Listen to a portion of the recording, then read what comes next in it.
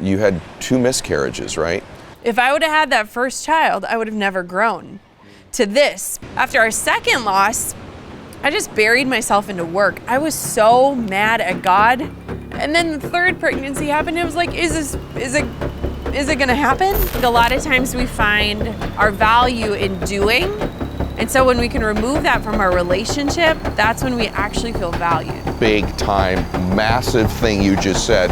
Massive, one of the best things ever said here, ever.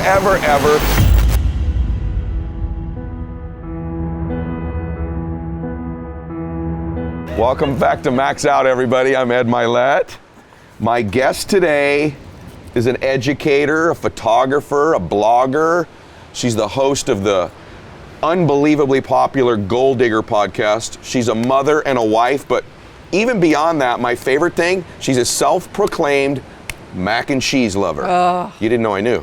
Yeah. I did. So this is Jenna Kutcher, everybody. Thanks for being here. Hey, thank you. I'm so excited. I am too. We've had a great day already today, everyone, and I'm really excited about this because I have a legitimate, successful, young female entrepreneur here today to discuss some strategies with you all. You've just been successful at so many things. I think you're remarkable. Well, thank you. I'm just showing up doing the best I can, so if that's working, it's working. It's working. Yeah. How did it start? Started out with getting into business for you, started out with, like, you buy a camera on Craigslist or something, right? Mm-hmm. Is that how all of this starts? Every bit of it. Take us through that a little bit. So I went to school for business, and I had this idea of success. So to me, success was a business suit, high heels, corner office. Yeah. And I used to tell people, gosh, someday I'm gonna have this corner office and my husband's not gonna work, and I'll come home and I'll kick off my high heels and I'll have dinner ready, which is so weird because it's not really like a common female vision. And so I get into corporate world and I hated it. And I was so disappointed that I hated it because where I'm from, you get a salary and benefits, like you've made it. Like that is making it. And I felt disappointed where I was like, I thought it would be better than this. And I think that follows you through everything. Yep. But at the time, I was planning my wedding with my college sweetheart, Drew, who's my husband. And I have always just loved pictures. Like pictures to me, it's just like, just brings you right back. And so I was like, I'm gonna buy this $300 camera and I'm gonna take pictures while we plan our wedding. And long story short, I just was passionate again. And I feel like the corporate world sucked so much from me. And it wasn't a bad company or it was just not for me. I didn't like climbing a ladder that I didn't want to climb. I didn't want people telling me what the next level was if I didn't want it. And I think I saw people glorifying busy. Yeah. And that was it. And so it all started from a camera. Amazing. And that went into like wedding photography and all that. One thing I noticed about your Instagram page, and everybody you should check out, what is your Instagram, by the way? It's Jenna Kutcher. Okay, it's easy. Yeah. And you should check it out because for men and women, particularly women, it's beautifully done. Thank you. It looks beautiful when you look at it. Yeah. Is that conscious on your part? Oh, so conscious. And from what sense? So branding to me has always been just so fascinating. Yeah. I mean, I analyze logos and typefaces and colors, and like if I had any other job, like even I was walking in your house and I'm like, that arched window. Yeah, you do. You probably walk by that a million times a day and never pay attention to it. And I pay attention to all of that. And so being a photographer, the like editorial side of things to me is so important. And I want to draw people in because it's pretty, but I want them to stay because I'm talking about something. So for me, I'm analyzing all these little details. I was like, I want to give Ed feedback on his brand. You should. Because to me, you can attract and repel. And a lot of times we just do things because that's how we've always done them. But for me, everything is intentional. What would you give me feedback on? Oh, you want to know? Well, why not? Let's everybody hear it. I want to hear it. So when I look up Ed Mylett online, and I understand that it's part of the vision and the messaging is you're selling a lifestyle. Yeah. But you know what's so different is like, you should be selling your heart. Thank you. And the way that you show up, the reason why you have the following you do, the listeners you do, is because of your heart. And so I think it gets lost in the lifestyle.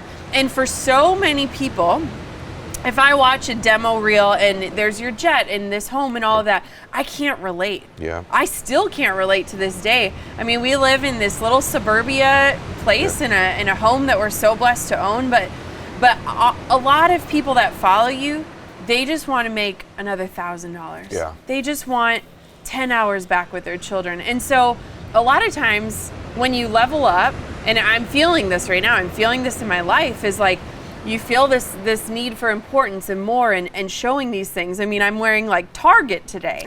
You know, I'm like, oh gosh, like is Ed's wife gonna have designer, which she doesn't. No.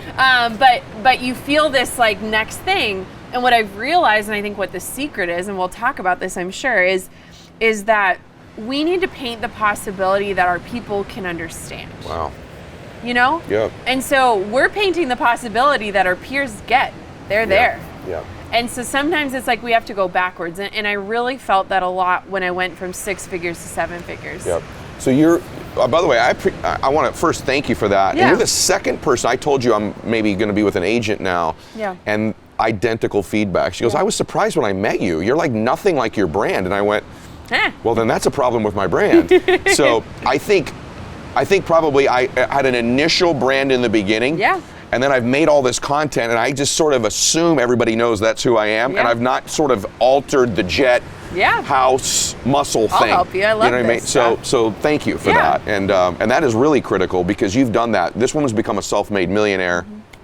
But I would say self-made because I've met Drew. He's obviously a huge part of this. He's right upstairs with Christiana now and Conley right now, who you call Coco, right? Yeah. Your baby. We got so much. There's so much I want to get into about you. I think you're remarkable because, and I pride myself on this too, where you're unique is the breadth of your content. Jenna's content goes everywhere from how to start a business for $5,000 to how to make your Instagram page go right to mother stuff to lifestyle. I mean, it's amazing and it's so good. Like your content is so good. So I want to give the gift to people today of a little bit of it. So you go from 0 to $1 million a year plus an income and all this stuff.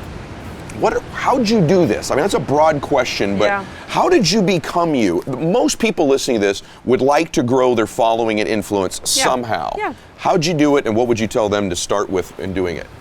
So my first thing is if you have a follower, you have influence. So I hate the term influencer. When anyone uses it, I'm like, we are all influencers. My gosh, if you're waiting to start your message till you have 10,000 followers, your message should be started now. Somebody the other day scrolled all the way back to the beginning of my feed. Yeah. It is hilarious. Really? But I've never deleted a thing because I want people to see the transformation, but I also want them to see that 8 years ago I was talking about the same things I'm talking about today. How this all happened is because, and I think that you can relate to this, is I put it all out there. I mean, I talk about cellulite, I talk about wrinkles. I mean, I talk about this stuff because we're all thinking it. And I think it started as a coping mechanism because I was afraid that people would call me out for it. So if I say it first, it doesn't hurt as bad. Wow. If I say, look, I see my cellulite there, or I see those extra pounds, you can't say that and hurt me. But what it's become is a true celebration. Like I feel better today in my skin, in my business, in my body, in my life, because now I own it and like it's me. It's I trust that. But I think over the years I've just shared it all. Was this intentional? Because you have this ability to monetize in your business, and I don't feel like you're monetizing. Yeah. So I know this is sort of an inside baseball type thing here, but is that intentional of you? Did you start out, I'm on Instagram, I'm going to profit from this? No. Or it started out in this mode and then just sort of over time turned into a business that you're running? So I heard 2 years ago that the average millionaire has 7 revenue streams, and I made 8. Every piece of my world is so intentional, but I never approached things because of that. Okay. What I think my gift is that if I care about something enough to sell it to someone, I'm going to tell it like I would tell a friend. The way that I write, the way that I share emails, the way that I pitch anything to is who really needs this? How do I communicate that? Because I'm doing a disservice if I'm not actually getting through. You know, I'll jump on Instagram Live and put on my makeup and talk to people about something I'm selling. But it's because I care. Like, if this is for you, I don't want you to miss this. I genuinely care about that. And so, Yeah, I mean, it's all intentional, but not every post is for every person. Not every selling point is to make a sale on every one. It's just to make sure that I hit the right people with the right message. How does the average person watching this who says, you know what, like I'm at my job right now, I'm in this corporate thing, this sounds cool. Yeah. You know, like, okay, you control your time now, you've made 7 figures, got a great husband, a great baby. Yeah. And they're like, I have no idea what the heck I would do though. Yeah. You know, how do I start a business, you know? And that's a question I don't ask enough on this show of somebody, and you are perfect for this. Yeah. What would you say to someone who's like, I want to get out of this, the corporate ladder I'm climbing, no matter how high I get, it's up against someone else's building. Yeah. I get to the top, someone else owns the building, right? That's the problem. And that's not a challenge. If you're in the corporate world and you want to be there and you're loving it, wonderful. But for many of you, you're like, I'd like to get off this ladder eventually. What would you say? So everyone has a superpower. Okay. Most of us are too close to our genius to recognize it's that. Ooh. So when you can get people to speak into your life and to share those genius spots, to remind you what you're good at, what you're passionate about, what you've experienced. I just shared with some of my students the other day, I said, if I were starting over, if I were that girl back in that windowless office, what kind of things were happening in my life? I was training for a marathon. I was getting married. I could teach people about the things I was learning about. So when you think about life, so much of it is either things that we're learning or experiences we've had. And we've gone through something that we've cared enough about to learn more. I went through miscarriage. I had to go gluten-free. I mean, there's like a million things I could impact the world with. But to me now, I either learned it out of necessity or passion. But I never recognized that it's a gift, that it could help somebody. And I always say this, that time for me is my currency. I'm done with money. Like, I have more money than I ever thought was possible. I don't want for anything, but time is what I want for. So if I could save somebody time, that's where I'm showing up. So what could anyone do today that could save someone else time or heartache or give them joy? You could teach someone how to macrame. You could teach someone how to cook freezer meals. You could teach someone how to manage their time better. Like, I think the problem with the business world these days is everyone feels like they have to come to the table with something that will make someone else money. So do I. But they're not realizing that the gift of time should be the selling point on everything. Oh boy, no one's ever said that, Jenna, on here. You're 100% right about that. Yeah. I also think that they think I should have already had to make millions monetizing this for it to have value. You got to be one step ahead. One step ahead. I think one of the biggest learning moments in this for me was when we were going through our fertility struggle, and I was just sharing what was happening as it was happening. And it was, looking back now, like it was like a bleeding wound. It wasn't a scar. Like I was showing up in like the mess. But then I started to see, like, you know, I'm doing all this research and I'm working with doctors. I'm trying to figure this all out. And if I can just start sharing it, it could change the world. And I just think that there are so many things that life has brought us that have led us to learn or to ingest or to become or to get better at. And we just think, oh, well, I don't know, everyone knows this. Right. Yeah. No, everyone doesn't know it. Man, you're so right. So I look at everything as, how can I save people time? Very because good. to me, time is money, but time is like life. You know, it's funny when you say that. It's funny. I think that's kind of what I do. Like my content typically is saving someone the time of going through all the experiences I've had to go through to acquire whatever knowledge on a topic that's really good. All right, some pinpointed stuff here. And then I want to talk about, if you would, some stuff that's more specific for women and all of the men. You need to listen into this part when we get there. But before we get there, just for a second, let's give them a couple tactical things. I want to grow my social media. I want to grow my social media, period. That's my objective. I'm listening. I'm going to go through more than just that in a second, everybody. One or two things, because you're really good at this. Show your face. Okay. I did an experiment where I committed to showing my face for 30 days in a row on my feed. Okay. My engagement doubled. My engagement tripled. My growth doubled in 1 month. Wow. Because a lot of times we're consumed with showing up perfect and pretty and all these things. People don't know whose voice they're listening to anymore. People don't know why I should care. And here's the thing.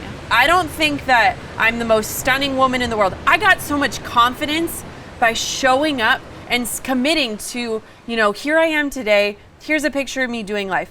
I got memories that now looking back, I'm like, dang, look at, like, we were eating pizza and like, what a great day. Yeah. But I also got the chance to recognize that I matter.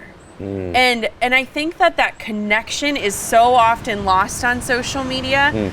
And so the number one thing, I challenge everybody watching and listening, go through your feed and look at the posts that have the most engagement, and I will bet you your face is in them because people care about you. Whoa.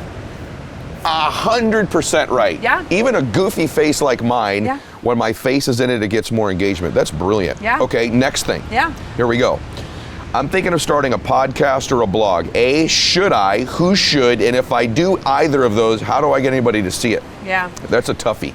Yeah, I mean, we do both in my business, and Yep. I think blogging is not dead. Let me just put that Okay. out there. But I think what we have to look at is, what is your lowest barrier to entry? Okay. What excites you? What are you going to actually commit to? Because the problem isn't the platform. The problem is you keeping a promise to yourself. And so I think a lot of times people go so gung-ho and they're like, I'm going to send out 1 email a week and I'm going to blog 3 times. And then all of a sudden 2 weeks in, you're either burnt out or you're like, this is way harder than I thought. So don't worry about what the method is. Pick the platform that you're actually going to follow through on. Okay. You can expand, you can grow, you can evolve, you can change.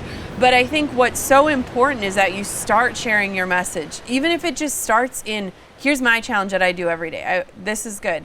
Is I challenge myself to share 1 minute of my day every day on Instagram stories. Whatever that minute is, if it's me with the baby, if it's me talking to the camera, just 1 minute. Let people in for 1 minute. Okay. You're gonna get more comfortable. But it's not about the platform, it's about the promise. And it's mostly about the promise you keep to yourself, that you have a story worth sharing, that it's valid, and that you can actually keep up with something. Okay, so the Gold Digger podcast, I want to talk about this too. What's made that the success that it's been? Because it's one of the most popular podcasts in the world. Why? Well, let me let you in on an insider's secret. I record that in a closet, like an actual closet with boxes. My computer is propped up on a stroller box, and you can't really get into the door because there's like stuff there. I mean, it is a small closet. This is not a walk-in closet, okay? That's incredible. The podcast is what it is because of that. Because I never lost where I started. I mean, I started that podcast recording in my car. And to this day, I record in a closet so that I can be close to my baby. And if she needs me, I'm right there.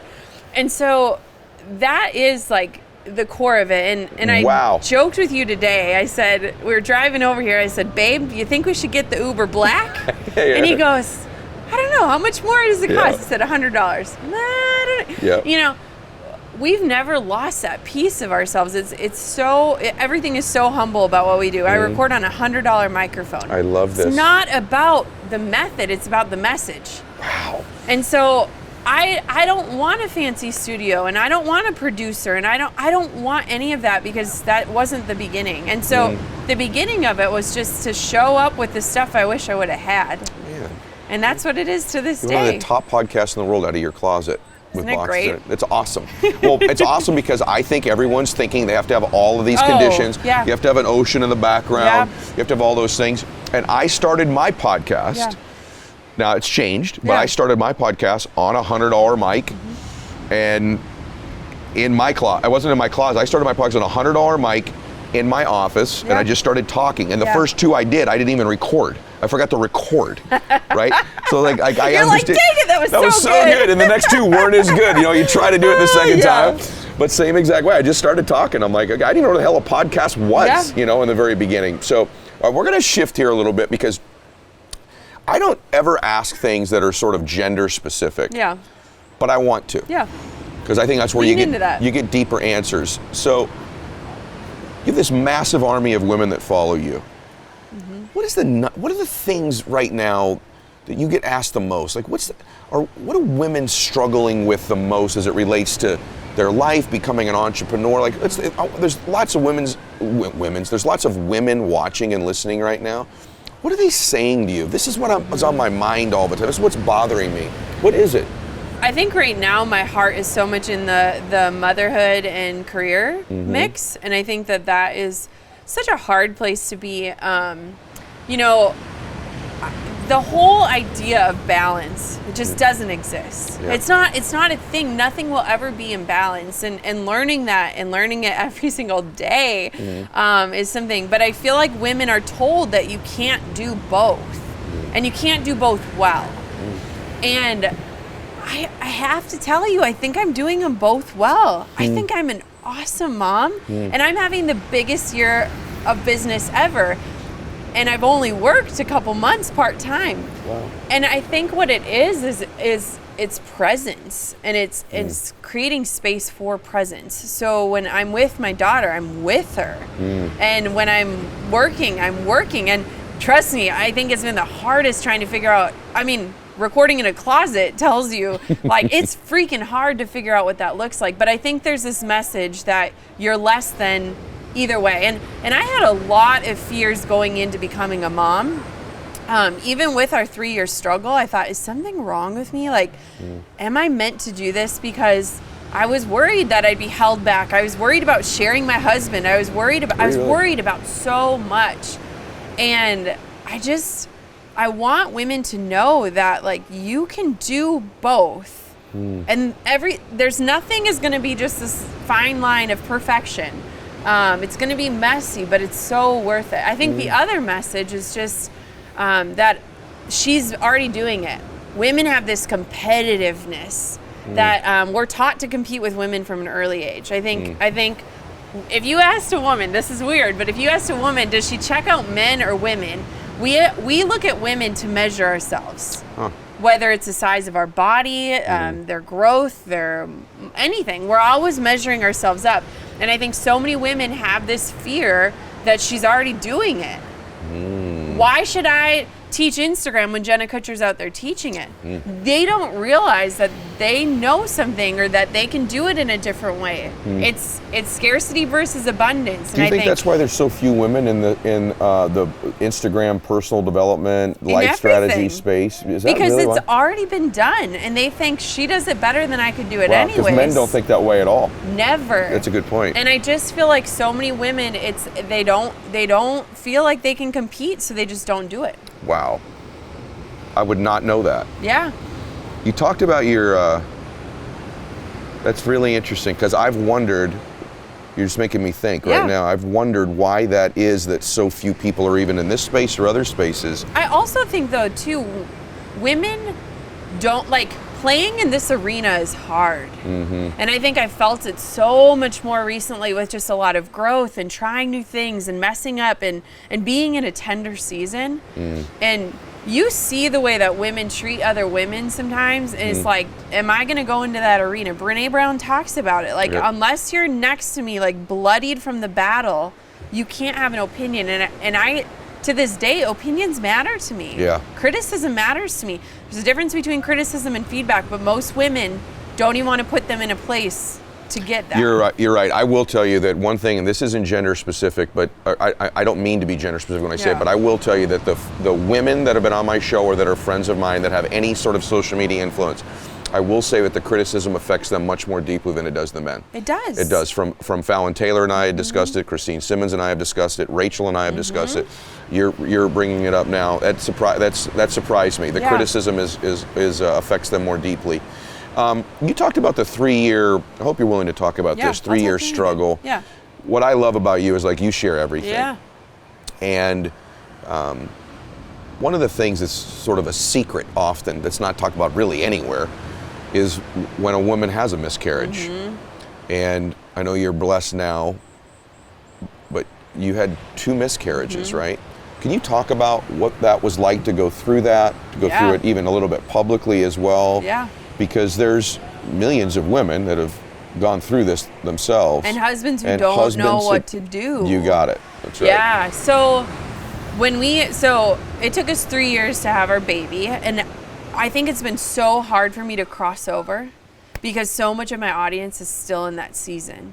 And it's been really, like, I'm just so empathetic to what that feels like, where it's like, I mean, it just like holds me back sometimes of like sharing my joy, because I'm like, I know where you are and this sucks. So like we shared so much about what was going on, and I think miscarriage is a loss unlike any other loss, because it's a loss of a dream and it's a loss of like a possibility, and it also steals your joy for the future. So it's like you can't ever go through pregnancy again with confidence. You know, like you never get that like positive pregnancy test again and think it's happening. Okay. And that is what like I hate the most about it, is it because it just robs you from future joy. And there really isn't a lot of losses like that, because a loss usually is final, but miscarriage carries on. And so when we went through that and when we started sharing about it, it was also really hard to publicly go through it, because so many people were sharing their stories of loss with me. And it's like when you're at the bottom and more people are meeting you there, it was hard, because it's like you want to be there and you want to say things that'll help, but like I think all you can say is, I'm really sorry, this sucks, because that's what it is. Was there any bizarre, we're taking the most extreme example on earth right here, but was there a bizarre blessing in there? Meaning there were. So much. When I had my first miscarriage, this is something we don't talk about, but when I had my first miscarriage, I did not have a single person on my team. I was a solopreneur through and through. And I had this one woman who works for me still. She'd reached out to me 3 different times saying, I'm a VA, I can help. You're really successful as a photographer. And I said, I got this. I got this. I don't need help. And I was all of a sudden crippled with grief for the first time in my life. And I realized if I stop, money stops, business stops, it's all gone. And I realized I was trading my time for money. Now that realization took 3 years, but when I look back, if I would have had that first child, I have a necklace on right now, it's 2 angel wings and a C. If I would have had that first child, I would have never grown to this, because then the second time we got pregnant, I was like, what do we want our lives to look like? The first pregnancy, I was trading time for money. I was shooting 30 weddings a year. My husband sold wine, so he was stocking shelves 9 to 5. And I realized if we have this baby, like we're not going to be able to be there. After our second loss, I just buried myself into work. I was so mad at God. I was so mad. I was like, I did the work. I showed up. I helped others. I answered your call. I did this. I already went through this. What? I could see the purpose in the first one, and I couldn't see it in the second one. I was just like, what? Oh, like, what did I do wrong? And then it was just like, is this going to keep happening? Like, is this it? It's not. It wasn't it, but it felt like it. It was like, come on, God, what did I do? And then the third pregnancy happened. It was like, is it going to happen? You know, like, I don't know. It's just so when you can show up in those shitty seasons, I'm sorry. There's no other way. There's no other word for that. But when you can show up in those, it brought on so much support because people wanted it for us, you know? It's like when you can see your own story being reflected in someone else's, all of a sudden you feel like I'm not alone. I think our world just needs that, you know? I think the world needs you. Thanks. And just you telling that. It's obviously still. It's you never get over it. You never get over grief, you know? How did it affect you and Drew? Oh, I mean, it brought us closer, thank God. Did it? But we handle, like, for me, it was such a physical thing. Of course. And so I talk a lot about body image because I hated my body after it happened. So it's so interesting to me that I even have a platform about body image because I love my body now. I think my body's great. Awesome. But at the time, I hated my body because it failed to do the one thing that it was made to do. Wow. But it wasn't that, but that's how you feel. And so for Drew, it was like he's grieving a loss of a child, but he's also grieving for me. So it was interesting, and we had to like communicate about it and know, like, should we be talking about this? Should we not? Should we like move on? Do we not? Like, what does this look like? And so it was it was a lot. And then when I was finally pregnant, that was a lot. And it was just really hard for me to like feel like, are we in the safe zone? Is anything safe? And as a parent, nothing is safe. You have a child, it's like you're never safe. And so that is like where the faith has to come in, is like there, I can look back now and see that there's always been another hand in all of this. But when you're in it, it's like you're in a dark building with a flashlight and all you can see is immediately in front of you.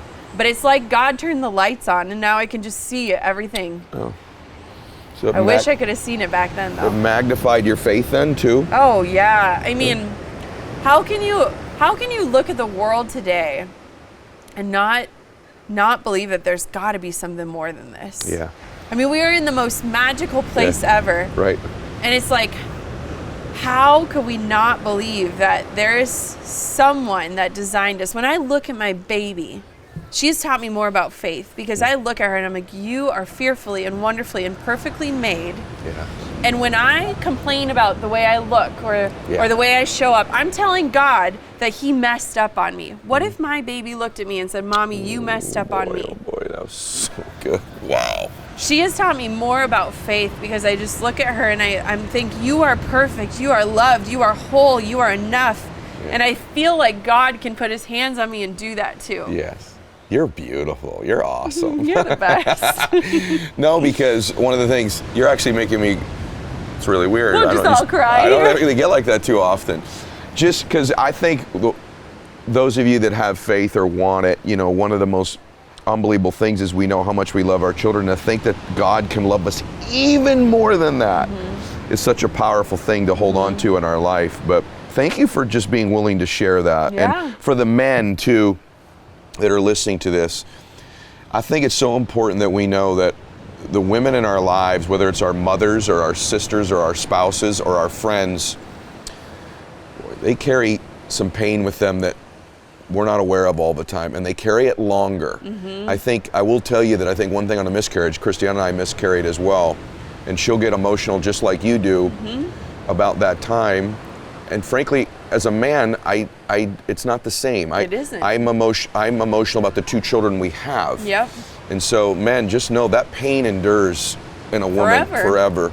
And I think even the loss of loved ones I've watched in my own family, I feel tremendous loss when I've lost people.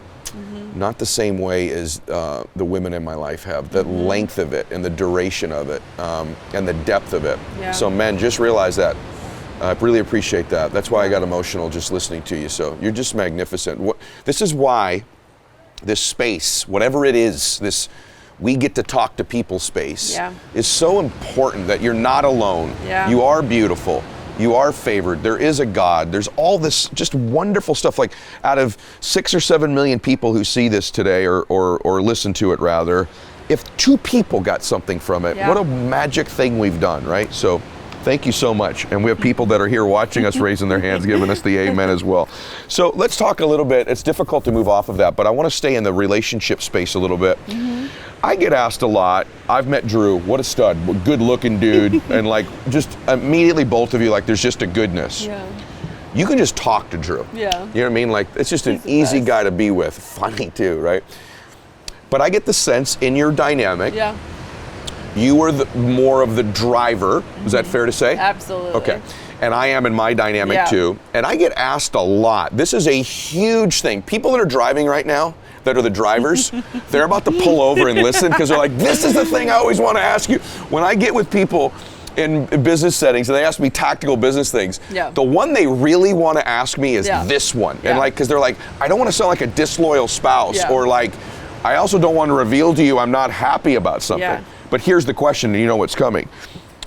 What's it like, and what's the dynamic like for you when you're the driver and ambitious and want to contribute and want to see how great you can be and make a difference in the world and all that, and perhaps you're married to somebody who is, I don't want to call it, more easily happy or content.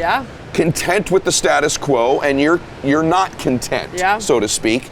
I get asked this question more than any, because I think most people know in my dynamic I'm in a similar relationship, right? And our spouses are hanging out. Our spouses are upstairs right now with the baby. So How do you feel about that? What are your thoughts on that? What would you say to somebody who says, look, I'm driving and I love my spouse, but they're just not driving with me on this to that extent, or they don't want what I want, or, well, this is it, guys, right here. So you must get this, and you're experiencing it too. Yeah. So we set really big boundaries in our life, in work, in marriage, everything. So Drew actually doesn't know a lot about what I do. And that's intentional. Because at the end of the day, I don't want to talk about work. I want to talk about life. And so we have this thing where we'll sit down and we'll say, how was your day? And you get 5 minutes. Talk about work, whatever. It's done. Now we're in life. And we, like when we go on dates, phones stay in the car. Like our phones are charged on a different floor of our home at night. They do not come in the bedroom. So for me, my struggle was I was like, don't you want something more with your life? Yes. Like how could like mowing the lawn bring you joy? Yeah. And then I was like, well, what's bringing me joy? How do we figure this out? And so a lot of times we'll poke fun at it. So I'll be like, oh, I just mowed my lawn because I was recording or writing an email funnel or things that fire me up. Okay. And we have to look at things in a way that like supports each other. But for me, he has been such a big support, like where I'm like, you are like behind all of this. But him being a stay-at-home dad, like he's had to humble himself because people will be like, oh, and so what do you do? And it's like for him, I'm like, he is the best dad in the world. He like buys groceries and makes sure I eat lunch and things like that. But for me, it's like honoring that contentedness while also not letting it like stall me. Yeah. And so it's like seeing that contentedness and trying to find that within myself in that moment, but also encouraging him to strive for more. Yeah. And what does that look like? And it's like this ebb and flow and this give and take, and there's seasons of both for us. But I think it's a lot of it is so much about boundaries. He doesn't need to care about what I'm doing. He needs to care about me. And I think a lot of times we find our value in doing. And so when we can remove that from our relationship, that's when we actually feel valued. Breakthrough, huge moment, last 15 seconds you just said. Big time, massive thing you just said. Massive, one of the best things ever said here, ever. And it was the end of the sentence at the end of the answer. And here's what it is. I love this. So good. We get validation too often from what we're doing as the achiever. And it's magnificent that you can be with someone who loves you for your being. What a blessing and a gift. Like, wow, that's huge. Also, I must second the concept that sounds controversial that your spouse doesn't need to know everything going on and what you do business-wise all day long. Yeah. I completely agree with you. I don't need to make him care. He cares about me. Yes. You know? And that's, when you let that go, when you don't come out with a laundry list of here's what I did today, and you say, here's what fired me up today, then you're inviting them to be excited with you. By the way, a long-term relationship, the person loves your being, not what you're doing. This is huge, huge. How empty would it be to be in a relationship for someone who only loved you for what you were doing? Now, in a perfect world, they love what you were doing and your being. But there are a lot of people. It'd be exhausting, and a lot of people in relationships just based on what you can do, just based on what you're doing, what you make, right? What you look like, right? Instead of your being. And so there's a blessing there as well. That's like such a great answer. So one of my favorite answers ever on a very difficult, nuanced topic, because I know for a fact it's still an issue for you. Yeah. It's an issue for me as well. And it's that word honoring is also beautiful as well. A couple things about you that I'd like to ask you, because I think women will relate to it, and men. What are you insecure about now? So you've talked about having previous insecurities. Oh, I know. Right off the bat. Okay. It's that I'm too much. That you're too much. So isn't this interesting? You go from the not enough to the too much. I'm too powerful. I'm too unemotional. I'm too driven. Now that I am pulling my seat up to the table with men and saying, I'm here and I know things and I'm smart and I am brilliant and I feel confident in saying all these things. Now I'm worried that I'm too much, that women... Only a woman would think that, Yes. So women are taught that like being strategic is being conniving. and I'm amazing at strategy. Oof, I love strategy. And I have been told that, I'm too unemotional about business. Business is business. I handle business unemotionally so that I can be emotional in my life. Wonderful. So when I make decisions about business, I am so unemotional because that's how I need to do it. But yeah, my greatest fear. I mean, someone just a week ago told me like I'm too much of a powerhouse. I'm too out there. I'm too bold. And it's like, so I can't be not enough and I can't be too much. So where do you fall? It's interesting. Isn't that weird? No men would think that. Men don't think that. No. It's why I'm so glad you're here. Thank you. Why I know more and more people have said, please have more powerful female entrepreneurs. And I clearly always want to. But I also am careful of who I have my audience exposed to and let them influence them. That's why I researched you. I watched you for a long time. And then I found, and I think most of your followers are women, but I got to tell you something. Your content affects me. Like you're one of the podcasts I listen to, and I don't listen to very many. You're one of the blogs I read, and it's because of all of the different types of content. So even today, we've gone from Instagram to blogging to podcasts to miscarriages to relationships, body image, and insecurity, right? So we've gone through a lot, and I just think you're magnificent. I really do, and I feel like there's so much with you that I want to give like an open answer. Yeah. And so if you had a message, this will be my last question. Yeah. But if you had a message that you could give to people, and I think what everybody wants, they think they want a business, and maybe they do. Yeah. They think they want to be thinner or more muscular, and maybe they do. They want a relationship, maybe they do. But what I think everybody on earth wants is they want to be happier. People just want to be happier. And I think that more than ever, with all of the benefits of social media and access to information, access to people, we know more about medicine and diet and nutrition and the brain and all these things. But I'm not so sure that there's not been a time ever in humanity, and this is why I think we're so needed, where people are less happy. People are just less happy. Like if life is measured not on oceanfront, by the way, if you live oceanfront, it makes you happy, go get it, right? That's great. But if life's measured on the difference you make, how much closer you get to God, but the other measurement is happiness, I feel like a lot of people think they could do better in that area. So it's a hard question, but I'm just curious. Someone said, I just want to be happier. What would your answer be to them? Which is where I'd start. This is what I think. Talk to yourself the way you talk to your loved ones. It's that inner dialogue that is controlling us. And so many people, if the words that you were thinking about yourself today were to show up on these walls, would you be proud of them?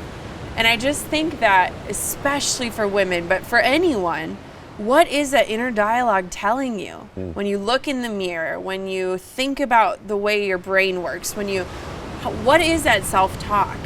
And I feel like it's so crazy to me now when I can look, question. Have you ever done this? You look at a past picture of yourself and you remember the insecurity you were feeling when that picture is being taken. It's not just women. Yes. And I look back at these photos and I'm like, if only I knew how beautiful I was. I'm beautiful right now, and it's not just about being beautiful. Like, if only I recognized how happy I was. If only I saw that. If we could change the way that we talk to ourselves, and instead of highlighting insecurities and all of that, and we just sat in that moment and said, like, right now, I'm healthy, I am loved, I'm worthy, I'm enough. And it's not about mantras, it's like just encompassing that. But I have had to change that dialogue in my head every single day. You don't love yourself all of a sudden and like it's smooth sailing. It's waking up and making that decision and saying like, I will be kind to myself. I will love myself the way I love my daughter. I will, I will control that conversation today. And it just, I believe anything is possible for me. I love that. And I also believe that, I am in control of my destiny. And I believe that I am beautiful. And I believe that I have a gift to offer the world. And I believe it's a disservice for me to shy away from that. And I believe all of that. I hope you can feel like I am here. I earned my seat at the table, and I'm not going anywhere. Oh, wow. And so if I can continue to just say that and believe it and let other people see that when you do that, when I step into my power, I let other people do that. That's it. Jenna, that's magnificent. By the way, that's that's for men and women. Yes. But as you were saying it, do you agree that women treat other people so well. They don't care for themselves the same it's a way. Selflessness thing. Yeah, I do. And we've had to learn that. And I mean, everyone says this, but I literally paid attention when I was on the plane yesterday. They said, put on your oxygen mask before helping others. Women are the last people to do this. We run around and take care of everyone else, and we wear that with a badge of honor. Like, our depletion means that we're doing it right. And it's like, no, we're doing it backwards. Wow. And so, yeah, I mean, being a mom and like literally keeping my child, sustaining my child's life right now, if I don't take care of myself, it all falls apart. And so, yeah, I listened to the flight attendant and just smiled when she said that yesterday, because I'm like, you can see that on memes and quotes, but if you don't really truly understand that you cannot help others until you've helped yourself, you cannot pour from an empty cup. How are you filling your cup up today? Thank you for today. Thank you. It's so good. I know. It's so good. Can you feel it? It's I'm like, so when is part 2? I know, that's what I'm thinking. I don't want it to be over, honestly. Like, it's so good. I've learned a lot today. Thank you. Listen to me. I learned a lot today. I love this. I'm so blessed that I get to do this, and makes me, I'm just really grateful that you were here, and I'm grateful that I got to be here with you. So you know those moments where you're like, this is a memory? Yeah. This is one. Me too. Thank you so much. Thank you. I loved today. All right, everybody. She got to me. Reminder, every day on Instagram, I run the Max Out 2-minute drill. Don't forget that. I want to engage with you closer. Fastest growing by a mile. Personal development, life strategy, business, leadership, whatever the heck you want to call my account in the world. And here's the reason why. Because I connect with you every day. We pick winners every day. What do winners get? They get coached by me. Would you do one 15-minute call? Anything. Wow. 15-minute call with one of my guests, like Jenna. Tickets to see me speak. Some group just rode on my jet with me. Max Out gear, my book, all kinds of cool stuff. And here's how you win. When I make a post on Instagram within the first 2 minutes, you just make a comment within the first 2 minutes. If you miss the first 2 minutes, just make a post on every post every day. And at the end of the week, we add up to people who just comment anytime. 10 hours later, 15 hours later, we pick a winner from there. And then we also pick a winner, a third winner, who just makes a comment on other people's comments. So make your own comment in the first 2 minutes. If you miss the first 2 minutes, just make a comment anytime, every day, and comment with other people so you're engaging, communicating with each other. I read them all. I comment to about 1,000 of them a day, so I'm pretty engaged with you. And that's how I get to keep bringing you magnificent people like Jenna. Follow Jenna on Instagram and also her Gold Digger podcast. God bless you, everybody, and Max Out. Hey guys, thanks for sticking around. If you'd like more, click the videos right here. They're exactly what you need to see next. And if you're new here, hit subscribe and become a part of the Max Out community. And tell me what you think about the videos in the comments below. I read all of them every week, and I select winners that get all kinds of prizes, gear, coaching calls with me. Make a comment.